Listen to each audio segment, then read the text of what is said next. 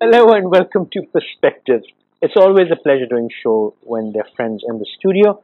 Social entrepreneurship is a business where it makes money.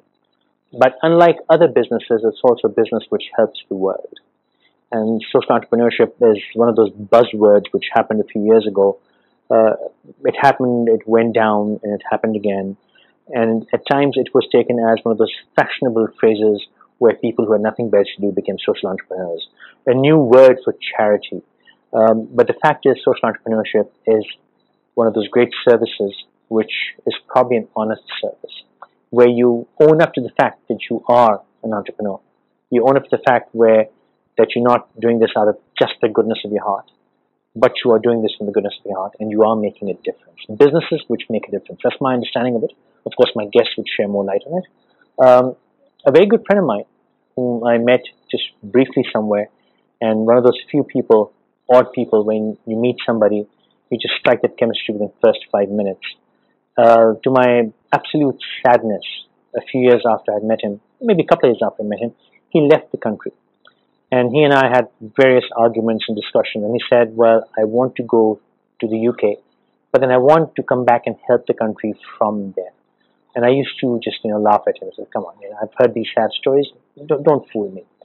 But to my great pleasure and honor, this gentleman has actually made that effort, gone out there, made his footing there, then come here, and he is doing great work for Pakistan. I'll introduce my guest, Mr. Faraz Khan, is a gentleman, CEO of Seed Venture. Faraz, thank you very much for taking the time out. With him, guest to our country, Mr. Tommy Hutchinson, who's the founder and CEO of iGenius. Tommy, thank you very much for being here, taking the time out. On my left, Ms. Aneeqa Malik, who's with the Loop Global and a consultant on this project we're going to talk about in a moment. Aneeqa, thank you very much for being here. And on our far left, Mr. Shivang Patel, who is the director of iGenius with Tommy. Shivang, welcome to Pakistan. Thank you very much for being here. Tommy, since you're the focal point of the show tonight, I'd like to start with you. Tell us about iGenius, what you're doing, and what's brought you to Pakistan. Well, thank you. It's a pleasure to be on this evening. iGenius is a world community of social entrepreneurs. Okay. We have members in over 200 countries, and actually a very large membership in Asia, more probably East Asia, Southeast Asia, and also in Europe and parts of Latin America and the African world. And I actually think you described it quite right. Social entrepreneurs are people who are creating businesses to do social or environmental good. Yes, to make money, but the primary purpose is to do social or environmental good. And I actually arrived for the first time yesterday in Pakistan, and we're here on a commission, an international commission of people from the UK, Pakistan, Italy, and Australia, to look at the opportunities for social entrepreneurship in Pakistan, both for people who live in Pakistan, but also for people like myself, who's a foreigner, who would like to engage with the country. And so we're here for a week in Karachi, Lahore, and Islamabad, and but we've got many plans beyond that, so it's not just a week trip. We've got many plans, and maybe we'll have a chance to explain some of that later. You've said two of the worst things you could have said. One, a foreigner who wants to engage more. Two, we've got big plans? Big plans. Just doesn't sound right. You need to elaborate. You're blushing.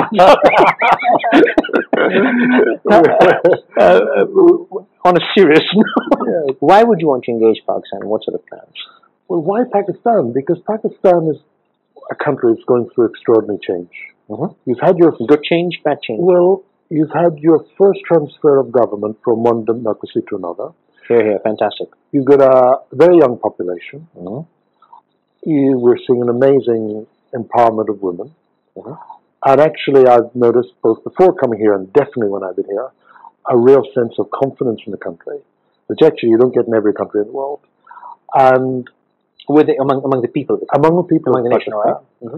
And so I think, but countries that are going through change, good or bad, are actually very fertile places for social entrepreneurship to grow. Because people spot a problem, because of change, there's potential to move things, and it enables them to bring their creativity. There's dynamism, it's not stagnated, which is not the status quo. That's exactly right. Shivang, tell us your interest. Tell us about iGenius and what's your role and how you like in Pakistan. My role in iGenius, I'm the director of events. I have two roles. That's one of them. iGenius has the role of iGenius is to bring together people around social entrepreneurship. We find that many times people are working to further a goal, whether it's in development or social entrepreneurship, but they're speaking different languages. Now, what do I mean by that? You have your investors who are talking about ROIs and investments and rates and what have you. You have your academics who are writing papers and very theoretical. You have your entrepreneurs who are very good with coming up with ideas. And then you have media types who like to push forward entrepreneurs, but a lot of the time they're working in their own spheres and they're not communicating with each other. The media types, you say? The media in general. As a very general terminology. You bite the hand you're sitting on. But it's to bring them together. So a lot of the time they're working on the same goal, but they're not talking to each other. And when they do, they don't speak the same language. So the entrepreneur will require financing and investment at some point. When they go to the philanthropist wants to know about when they're going to get their money back. So the efforts are fragmented and you bring the whole opportunity very much together. So one of the things we do at iGenius is create events to bring together these people. So we recently, last year, had an Asia Summit in Bangkok. We had 17 Asian countries come together around social entrepreneurship, and we had some great discussions and 2 days of fantastic, meaningful connections. And that actually ended up with an Asian group of everyone who was there taking part and actually continuing the discussion on after the summit had ended. So now they have, a year on, developed their own practices and they're moving forward very strong. Sure. Typically these conferences end up just being conversations and just follow through with conversations. But do you think in this particular case, these conversations are turning into opportunities? Absolutely. And I want to stress that it's something that we are really trying to promote here with our Opportunity Pakistan tour. This is not a week of meeting fantastic people and engaging with Pakistanis and the community and businesses here, and then we go and nothing happens. We actually have at least a 2-year plan to continue working in Pakistan, to continue working with the people we've met, the organizations and the communities. For example, next year we hope to host a conference here, maybe in Lahore, Karachi or Islamabad, to be decided. Perhaps start up a social innovation fund for budding entrepreneurs. Perhaps a competition to encourage enterprise. Fantastic. These are the ongoing conversations we've had, and we've just been in the country for 48 hours. And the response we've got so far from the people we've met has been absolutely astounding.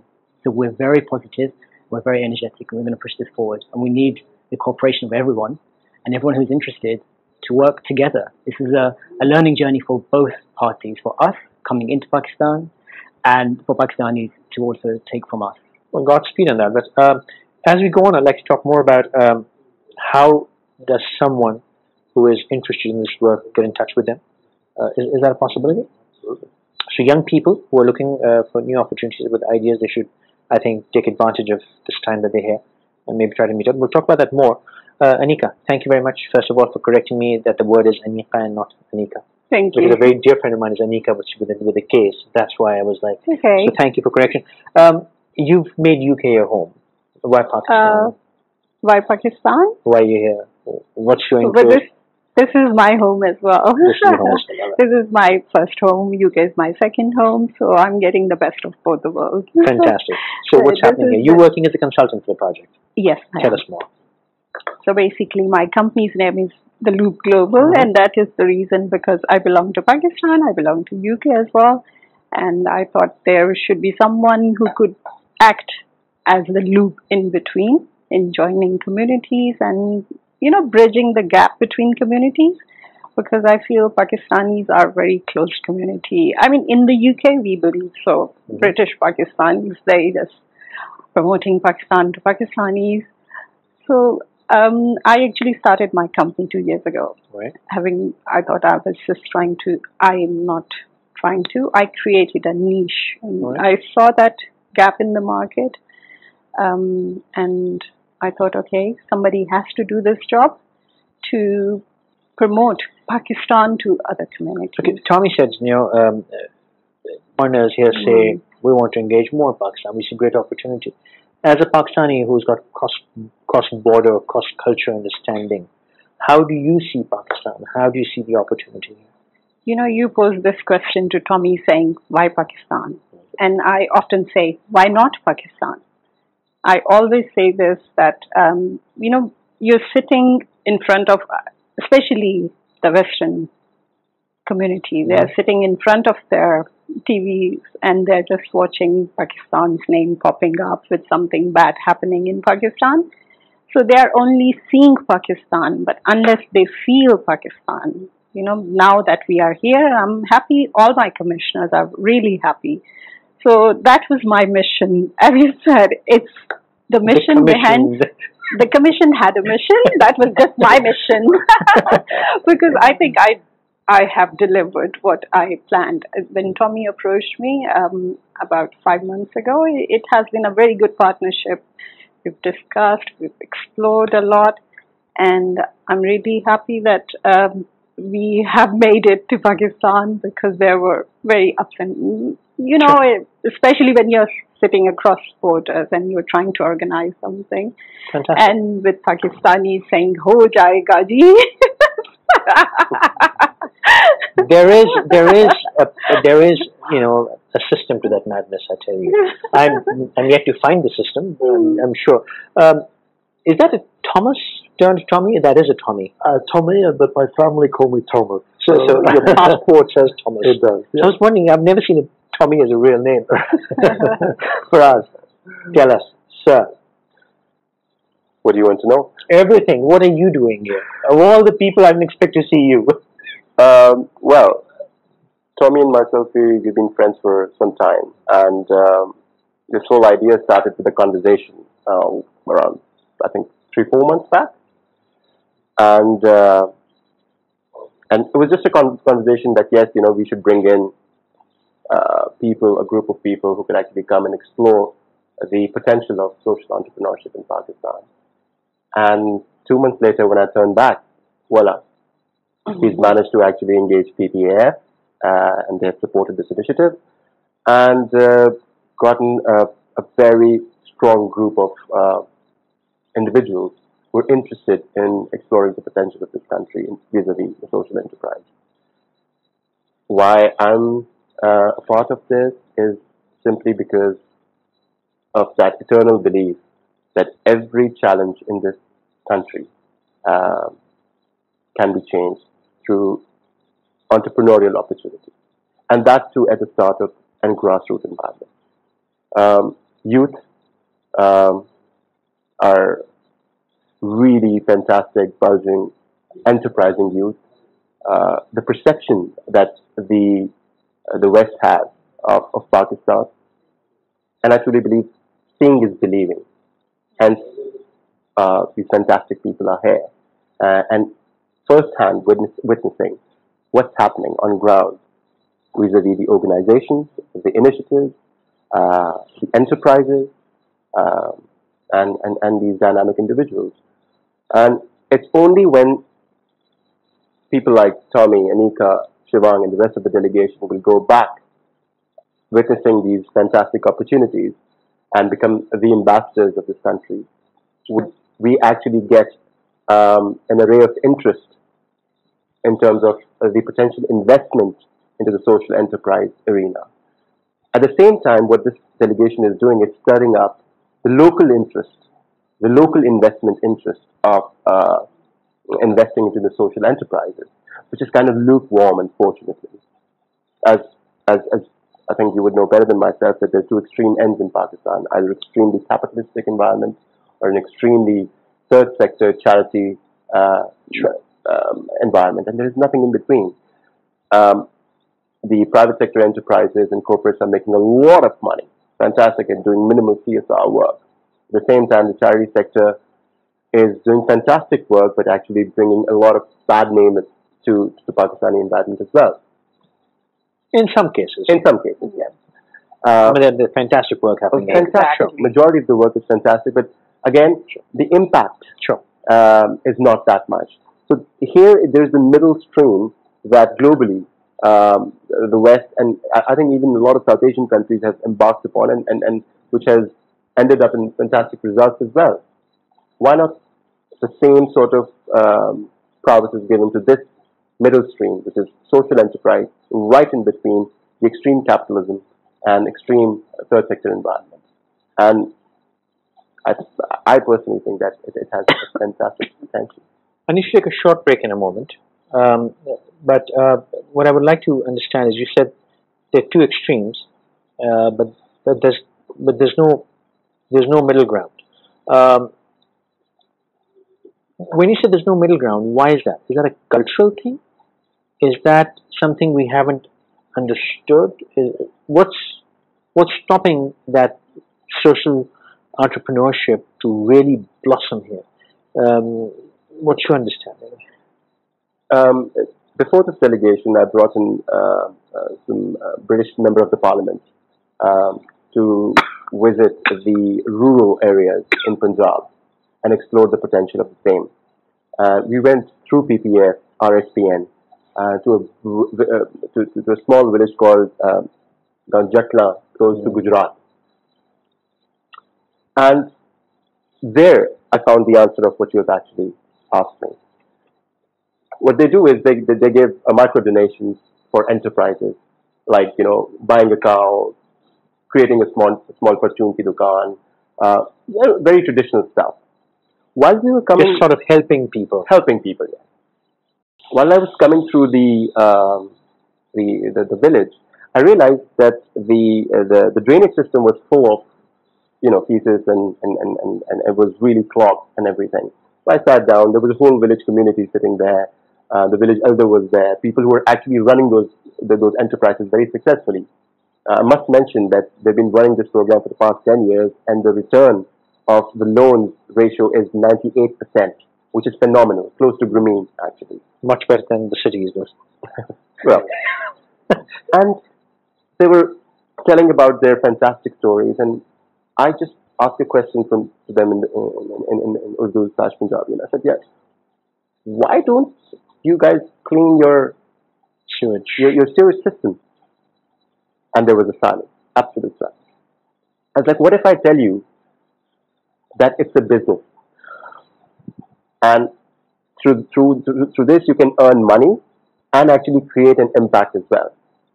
So this young lady, she said, how? I said, it's very simple. There are 22 lanes in this village. I asked her how much land. She said 22. Each lane has around 12 to 14 houses. I was like, charge minimum like 3 rupees, 4 rupees, whatever they can afford. Get buckets, clean it.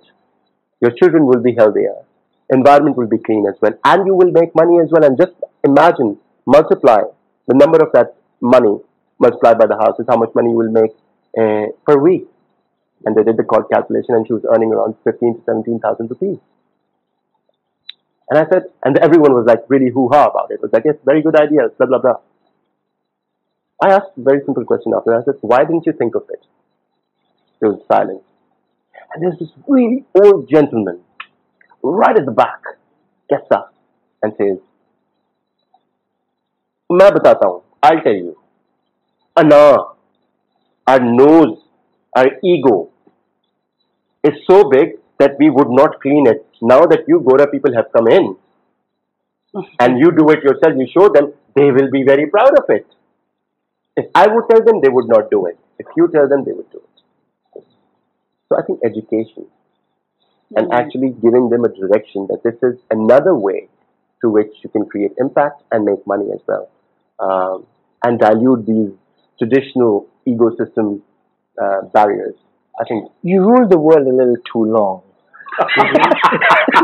You colonized too much, and when you left, you left the colonial mentality. That's about doing as well. Among the magnificent railroad, which we've let rot. My very, very dear friend, my best friend is British. And every time he comes here, he jokes about it. He says, "We left you all this railroad. What the hell did you do? You destroyed the railroad. You colonized a little too much." And, I won't take it personally. You can't do that anymore. We've already dealt with that issue. On a serious note. But you're right. And that's exactly what it's trying to lead at, because we have, and I think it's a global problem. You're originally from India. Correct. And that's probably a regional problem where we just egotistical. And we am I right? Absolutely. Absolutely. And I've always said, we would go and wash somebody else's dishes in France, but we wouldn't wash our own dishes here. We'll take a short break. When we come back, I'd like to understand more how you guys plan to change this mindset. When you say that there are two extremes, but the midline is missing, how can you change that? Is it simple? You talk about young generation. How can that young generation be harnessed? Can it be streamlined? Is there a short process? Because yes, nothing happens overnight, but we are short in time as well. The region is short in time. Not just Pakistan, India, Pakistan, Sri Lanka, Bangladesh. All these countries are short in time in terms of their decay. So can we harness this young generation in a hurry enough? We'll talk about that. Let's take a short break.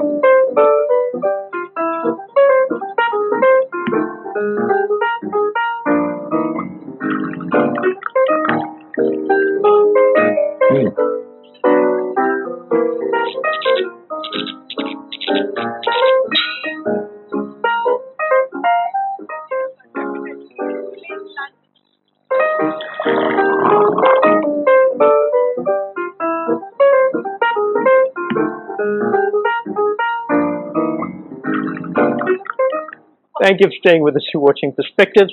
We've got a discussion about Shivang's last name, and I was once looking for a lady, Ms. Patel, many, many years ago, and I looked up a British friend, and I asked her, I said, "Carol, can you find me Mariam Patel?" And she goes, couldn't you find a more difficult name? Because everyone's a Mariam and everyone's a Patel in Wimbledon. So you got a large family there. Got a big family. Everyone called Patel. Everyone's a Patel. How will we change that? The midline. How will we encourage, Tommy? How will we encourage the midline to originate? How will we get over our egos? And how will we actually accept? Because social entrepreneurship is still seen as a bad thing in a lot of circles because of maybe the right-hand side, which has given charity, or maybe in NGO, all kinds of phrases. I will not use any of those words on television, but they have created a perception. How will you change that perception? Well, I think, first of all, the good news is it's probably going to change anyway. Young people, and all over the world, and the little time we've been in Karachi, we've already experienced it, that young people are beginning to take control and wanting to develop and be creative and create their own businesses anyway. So I think it will happen anyway. The question is, can we speed it up? Can we give it a little direction? And so on. So I think there are some practical things that we can do, and we're looking to do on this commission. I'll give you one example. The one thing that anyone who sets up a social or even not social business needs more than anything else is customers. You need people who will buy and sell their products. Sure. And one of the things that I think we can do is we're looking to create an online marketplace. So when people create their own businesses and they have a product or a service, they can promote it at free cost online to others within the country, and also if they want to export, they can immediately start exporting. They can profile their product and service and look for all the potential customers for the material. So that's one thing that we can do, very practical, and frankly, that's quite easy to do. People will be able to do it anyway, and we're going to do it, but other people can do it as well. And the more marketplaces, the better. So I think that's going to happen. But there are areas around training, very practical training. So because, you know, an entrepreneur, a social entrepreneur, they need information really quite quickly. They haven't got a great deal of time to go into great deal of depth of research and study, etc. So one of the things that we're looking at is to create online training courses, 60 minutes each, very, very practical, affordable, and that people can actually develop, you know, skills and a bit of know-how online and very much tailored to them. We're doing that, but we're also creating a learning platform. So if other people have got training courses, and if they're a good, decent quality, and they're practical, we will be able to house them on our platform. So actually we can give other people a marketplace for their training. It's becoming clear. I have a question just bouncing back and forth in my mind. When you say product, sell, local, export, what sort of products are we looking at? What sort of opportunity? The reason I'm asking the question, a lot of people watching ideas. I can't think of things. So you have to help me understand what kind of things could it be? It could be anything. It could Example. Give me some odd examples you've seen in your travels and in the work you've done. So, for example, there is a very famous case, which you may have seen, of an entrepreneur in the Philippines who has taken the concept of the Coke bottle and turned it into a solar lamp. Yeah. What he does is he will take, you know, Philippines is like many other developing regions. There are a lot of rubbish around, of which plastic bottles are a major problem. So you take a 2-liter Coke bottle and devise a system whereby if you fill it with water, take the wrapper off, fill it with water, put some chlorine in there to clean it, put the lid on, make a hole in the tin roof of the shanty huts, which are all over the outskirts of Manila, and put the bottle into the roof. During daytime, the sunlight filters through the water and disperses it into the room below the roof. So this house, this shanty town, you know, all the buildings which were previously dark during the day, becomes lit, and it's effectively a 60-watt bulb which has been created from water, a tiny capful of chlorine, and a plastic bottle. Now, why is that important? Well, first of all, it's become so successful he's had to employ more people, so he's created jobs for the local community. It's become so successful that idea has spread across the country and across the world, and you can see it on YouTube, and it's created not only jobs, generated hope for other people to copy this idea. And he's not making money from it. You know, he might it might cost $1 to do, but he's not become very rich from it. The other thing is, now there is light inside these buildings during the day, people can work. They can work and they're more efficient, they're more productive. And less depressive. Less depressive, of course. They get some form of vitamin D, even if it's a tiny bit. And of course. But kids also, they can study, you know, and then the benefits are endless. They are endless. Just a little bit of chemistry in a bottle and it's fall in the room. And this is the genius behind, you know, social entrepreneurship and just ingenuity in general. It doesn't have to be large scale. It doesn't have to be complicated. It doesn't have to be anything expensive. It can be something as simple as a bottle which has been thrown away in some water and a capful of chlorine. Just thinking different. It's thinking differently, and a lot of the time these ideas come from a genuine need in society to fix a problem. And that's what entrepreneurs do best, what social entrepreneurs do best. Their bottom line is to fix a problem in society, whether it's environmental or societal or economic or whatever it might be. And in the process, they will make money because they have to become self-sustainable. Now, how they use that money, there are different models, and that's up to them. It's not a problem. But the bottom line is helping their society and their community. Aneeqa, do you see, we are a very creative people. Pakistan is an immensely creative country. We've got massive record holders. This young boy that was 45 age just now? 47. Yeah. Da, da, da, da. But I do you read think his ingenuity is going to... I hope you're not offended. Well, we beat you at it. Do you think this ingenuity can be channeled? I mean, Tommy's doing fantastic work. This organization is doing fantastic work. But do you think this ingenuity in this environment of negativity, we unfortunately, by the onslaught of a media, by all the whole air is that of despondency and negativity, a bit of hopelessness, unfortunately. So this young generation that you talk about is, if not directed or guided in the right direction, could actually become a massive liability. So that ingenuity, do you think, and what sort of opportunities do you think are there to harness this ingenuity and put in the right direction? I would actually go with what Faraz said. Maybe it's just the young need the motivation, they just need the direction, or maybe sometimes leadership, or maybe just direction, as Tommy said. Yeah. Because you need to channelize their energy, the energies they have. You have to channelize it properly, and I think they are so full of energy.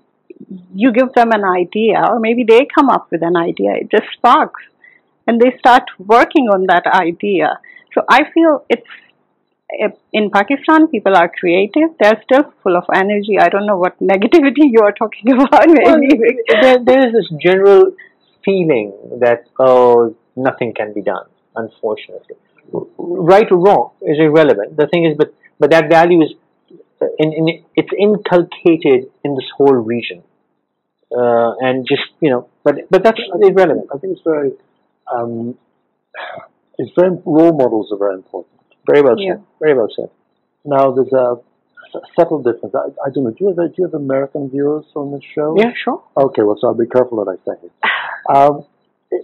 In the United States, they're big on role models, and everyone can be the next Steve Jobs or the next, Bill Gates and so on. But they'll never have Beckham. And they'll never have David Beckham. Quite right. And that works in a certain culture. But in Europe, and some Asian countries, I don't know about Pakistan because I'm new here, but it's also very important to have role models that we can really relate to. I can't be that. I'm not going to be the next Steve Jobs, but I can be quite a decent business person and quite a decent social entrepreneur. And I think everybody we are inspired by people that we can see something, hey, actually, I could do what that person's doing. And one of the things we try to do on Hygienists is to profile what people are doing at all levels, so that people can be inspired by people at whatever level suits them best and learn from them, and indeed even connect with them and maybe partner with them. But role models have an important place in this. We have role models in faces of stars and sports people and newsmakers, but social entrepreneurship has completely different kind of role models. A question which I've written here and I want to ask both of you is that in Pakistan or India or Bangladesh, in this region, in the subcontinent, do you see social entrepreneurs coming out from the privileged class or the unprivileged class, where people who don't have much? But Tommy, Faraz, please. Interesting. We recently launched an incubation center in Karachi, and we had to make a choice of where shall we launch it. We wanted to launch it in Rangi, Liari, Defence, and Clifton. And it was a strategic decision to actually launch it in Defence. Not because it's an affluent area, but because we think that entrepreneurs and startups from this particular area can actually impact and educate the areas that are not so well off. And the trickle-down effect could be faster. And trust me, this is just a guesstimate. But being devil's advocate here, I would assume that people who don't have it, people who are living the problems, they would be hungrier to make the difference than somebody like me who would probably be doing it at a good, let me do some good work. Both of you, Absolutely, I'm opening for this was basically because the chances of education, the chances of people who understand this concept and have a little bit of capital would be able to do more and actually promote this concept in areas where it's needed more. That was the attempt, and that is the attempt. And we're going to see for the next 6 months to a year how well it does. Our next one is going to be in Orangi, and then Liari, and then Clifton. So this is how we have planned. And you're absolutely right, Faisal. I mean, there is no, and I personally think that people in not so affluent areas would be more hungrier. But would they have the resource, the time and energy to educate them? It would take longer period of time compared to in areas that people understand, or it's easier to understand the concept of social entrepreneurship. Yeah, I'm not questioning your decision. I'm just trying to just bounce it off of the. Being very honest about that. I think it's like there's a lot of ingenuity in our basic labor. You can go to a corner mechanic. You can go to a plumber. You can go to somebody who pushes a cart on the street. And the kind of ingenuity, the kind of creativity we see in them, and the kind of hunger and the hard work we see in them. So I'm just thinking. Interestingly, we have started another program for that particular segment. It's called Potential Enterprise Mapping Strategy. Fantastic. And the idea is very simple. The informal and the base economy of Pakistan contributes to approximately 40% of the GDP, which is unaccounted for. So we interviewed 450 grassroots entrepreneurs, like chaiwalas, like tailors, like dry cleaners, very, very small scale, the fruit vendors and the vegetable vendors. And with an extreme focus that what are your challenges? Why have you not been able to scale up despite the fact that you've been working for the past 10 years? And what is it that you need in order to scale up? And the findings are amazing. It shows the lack of investment. It shows lack of training. It shows lack of subsidized energy, subsidized services. It shows existing of bhattakhori. It shows lack of licensed tailors. So all the relevant stakeholders. But those dilemmas are across the board, actually. It is. The richest and the poorest. Tommy, you're going to say something. I'm actually, let me tell you, one of the people that inspires me was a young guy in Cambodia. I was on holiday, Angkor Wat, beautiful place to go and visit. Absolutely. And all these kids come out and said, "Can we be your guide and show you around?" I said, "Yeah, okay, great." And it cost me $1 or $2 and so on. They showed me around, and they knew everything. This boy knew absolutely everything about the statues, the art, and so on. And afterwards, I said to him, "How did you learn this? What school did you go to? You must be.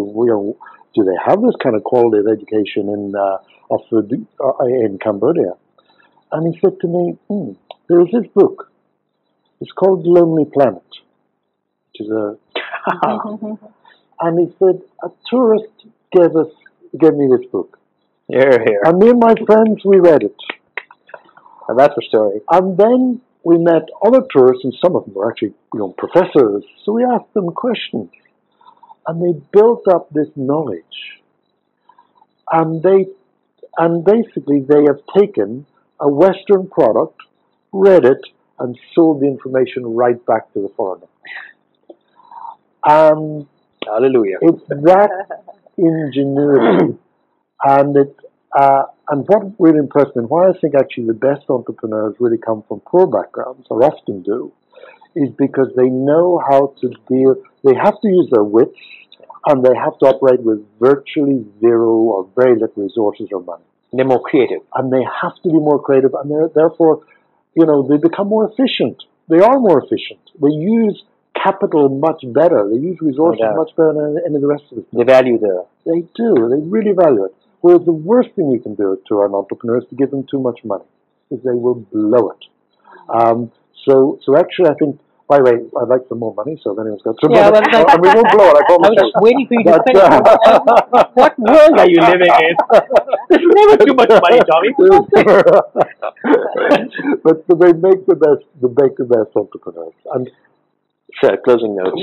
They do. I think just to echo on the back of what Tommy said and kind of what Faraz was saying, entrepreneurs they can come from any class. You know, we can give them a boost, whether they're from the upper ends of the society or the lower ends. It doesn't matter. What they have in common, without a doubt, across the board, is passion. Entrepreneurs will have so much passion, it will keep them going. They will come up against some of the most resistance to stop them from doing what they want, and it may come from someone as close as their own family who don't want to see them fail out of love. But they have the passion and they will keep going, and no doubt entrepreneurs will fail 5 times before they succeed once. But it's that commitment to their belief and the passion which will drive them forward that will get them there in the end. So if they don't give up, and if they have that energy and the drive, they'll definitely succeed. Certain communities in India and Pakistan they should meet who love to fail and come back. We can't take names. Closing notes. I'll come to you in one second. Closing notes. I think what Shivang has also said, and Tommy, social entrepreneurship is not about money at all. I think we are doing. I'm out of here. And it's not about the limelight and the image. You know, Sure. It's about courage. If you have the courage and you are willing to take that plunge, and maybe one of us would say, like if Faraz is pitching an idea, and I would say, okay, I'll do it because I have the courage. Sure. Somebody else would say, yeah, okay, another idea, and go back to sleep. But I think... So it's taking that risk. Yes. Closing notes, sir. I just want to share a small factual information. Recently, 2 years back, there was this competition of top Arabia companies by All World Network, and the finale was in Turkey, and the US Vice President Joe Biden was there. And it was basically the top 500 companies from the Arabia region, and Pakistan happened to be in that Arabia region. The first country with most of the companies was Turkey, and the second country with more, which came in place was Pakistan with 95 companies. Fantastic. Now, these are those companies that have done. They started from zero. In 2 to 3 years' time, they reached, through their audited reports, they actually demonstrated that they can actually work in a country like Pakistan.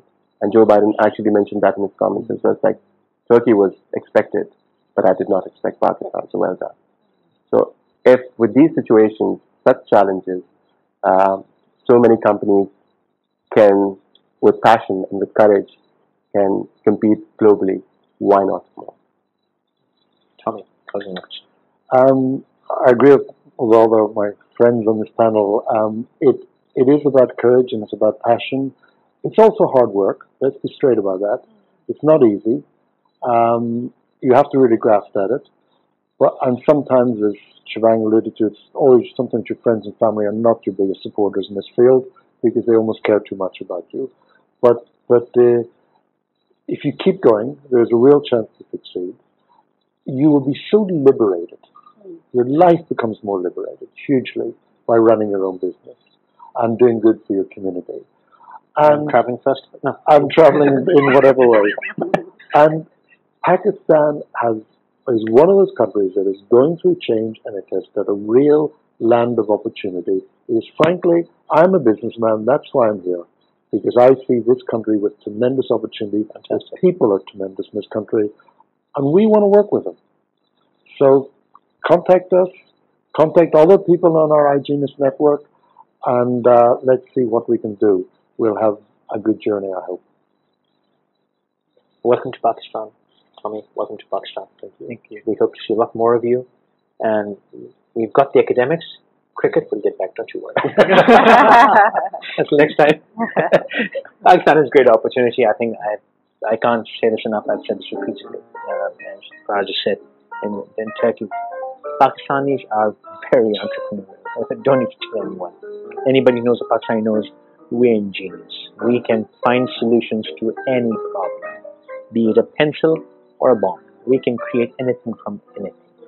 At times bad, mostly good. There's great opportunity in Pakistan, as Tommy said. Money to be made.